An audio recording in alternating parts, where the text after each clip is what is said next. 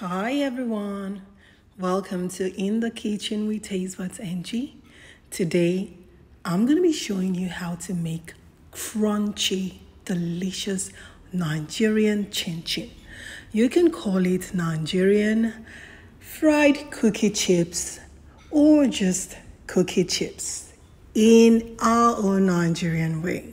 So I'm going to show you how you get your chin chin to be crunchy. Sometimes you eat chin chin that is soft. Sometimes you eat chin chin that is way too hard. You need to use all of your energy to crush it. But today I'm going to be sharing with you the secret to making your chin chin rich and crunchy. So we are going to be using 1 kg worth of multi-purpose flour. We're going to filter it through our strainer to ensure we do not have any crumbs in our flour. And once you are done with filtering it through a sieve into a bowl, you're going to measure out 250 grams of sugar, and then you're going to filter the sugar right into that same bowl. And once you're done with that, you're going to put in your half teaspoon of baking powder, half teaspoon of cinnamon powder, which is optional, half teaspoon of nutmeg, grated nutmeg, and with a ball whisk, you're going to mix everything in a bowl. Remember to put in half a pinch of salt, half teaspoon of salt. Then you're going to measure out 120 grams of butter, unsalted butter. You can choose to use margarine if you want to, but if your butter isn't salted, I will advise you use a whole teaspoon of salt for 1,000 grams of flour. Now remember, you can make your chin chin to be as sweet as you want it to be. Today I am using 250 grams of flour, but you can use as much as 300 or even 350 grams of sugar. It's up to you. Then I'll be using 2 eggs. Remember, egg addition in your chin chin is key. You do not want your chin chin to be soft, so go easy on the eggs. If you use too many eggs in your flour, you're going to end up with chin chin that is too soft. I am using 150 mils of milk. You can use evaporated milk or powdered milk mixed in water. Remember, control your water quantity. You do not want to have your chin chin soft. At the same time, you do not want it to be hard. You want to have soft but crunchy chin chin. So it is time to knead. Put your dough on the tabletop and knead. You don't want to knead for too long, but at the same time, you want your palms to come off clean after the kneading is done. Now you can always use your dough hook and do this kneading in your mixer. If you do have a stand mixer, put it in your hook attachment. You can knead your flour. But today I don't need all of those equipment. With my hands, I'm just going to do the kneading and get on with the cutting.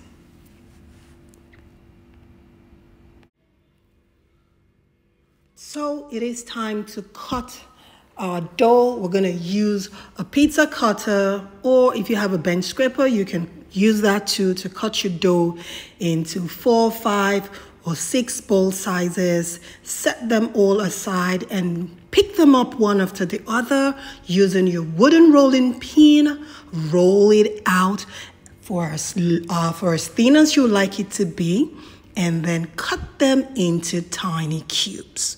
I love to roll out my dough to be as flat as possible because I like my chin chin crispy. I like it thin. It reminds me of making crepes. When you have very thin crepes, it comes out so delicious. So you can liken this whole process into making very thin crepes. So when you roll out your dough, ensure that your dough is as flat as you can possibly go. Then cut them up into tiny cube sizes. So it is time to put them all in a tray and get on with the frying. Remember, you can fry with vegetable oil, you can fry with canola oil, you can fry with coconut oil, as long as it isn't red palm oil. So today I am frying with vegetable oil, and this calls for deep frying, not shallow frying. So you need a pot or a wok. Today I am using a wok because my wok is deep enough to ensure that I get my chin chin deep fried. Remember, it has to be deep fried. The oil level has to be about 1 inch above the surface of your pot or wok or whatever it is you want to use in frying your chin chin. Test for the temperature of the oil by testing just 1 cube of your cut out chin chin in the hot oil to ensure that the temperature is right. You do not want your oil to be smoking hot, but at the same time you want it hot enough to fry your chin chin without allowing your chin chin cubes to go soggy. So it is time to fry, and fry we shall. Fry your chin chin until you attain a golden brown color.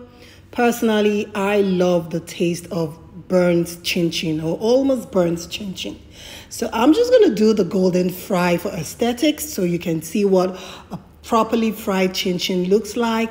And then on the side, I'm going to fry some chin chin until it gets really brown and almost burnt. That chin chin is going to be specially kept for me. And while the one that is golden fried is going to be served to my guests and to my children and to everyone that wants to eat chin chin, while I have the burnt ones. So delicious. Guys, try eating nearly burnt fried chin chin. It is delicious. The flavor is unique. Okay? So I'm just going to cut whatever is left of the other rolled out dough, and I'm going to repeat the whole frying process until I am done with all of my chin chin dough. So guys, this is basically how to make crunchy chin chin. I hope the tutorial was well understood and you will be trying out this recipe. So if you do have any questions, please feel free to drop your questions in the comment section, and I will be answering every one of them. So thank you for watching. And remember, if you haven't subscribed to my YouTube channel, what are you waiting for? Please subscribe. Hit the notification bell so each time we do have a new video upload, you will be notified. Thank you for watching, and let me know how this recipe turned